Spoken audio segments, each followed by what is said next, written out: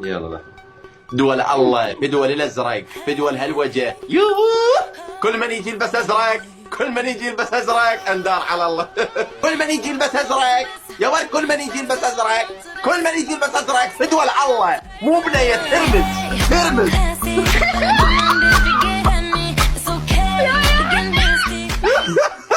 فيسبوك طالع على الحكم الاول، بما انت مسافره تجيبي لي شيشتين ريحه.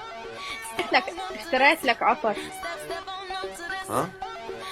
اشتريت لك عطر اليوم. ليش جابت لي عطر؟ شنو الصوت؟ يقول لك اذا تريد تفارق واحد اشتري له عطر.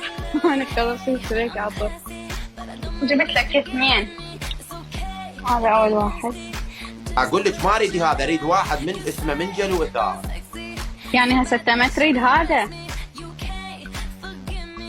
ما اقول لكم مو وجه نعمه، والله مو وجه نعمه. لا اريده، بس جيبي لي واحد يا ولي روح دحكي.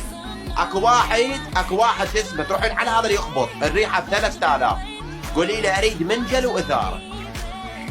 يعني بربكم شباب، بس قولوا له اسعار هاي العطور يقول لي جيبي لي عطر ب 3000، ارجع انا براسي واقتل نفسي والله.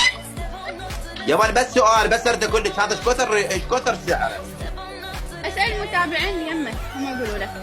يا ولد بس انت قولي شنو 150,000، الثاني 100,000، 300,000. يا يمه صحيح وجه هذا العطر؟ هذا الارماني 215.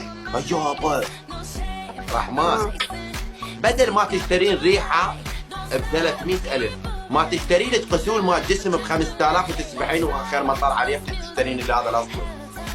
شنو قصدك؟ انا ريحتي مو طيبه؟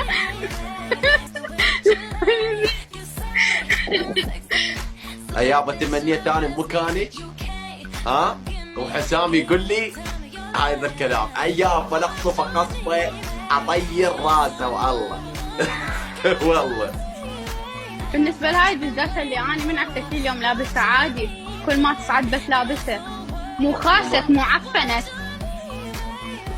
ريحه دنشتم ريحه سمك بالبس متنا. توني طلعتها من الغساله ولبست. كل ما افتح بس القاك لابس نفس الدشداشه.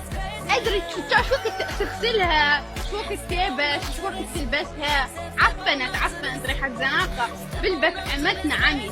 كاس بدلها رحمة ربك. اشتريت هدوم وما علي، كان بس من سافر. واخيرا بعد معاناة من يوم عرفتك اليوم اتوسل بيك، اقول لك غير القمصان هذول الاثنين مالتك، واخيرا الحمد لله والشكر.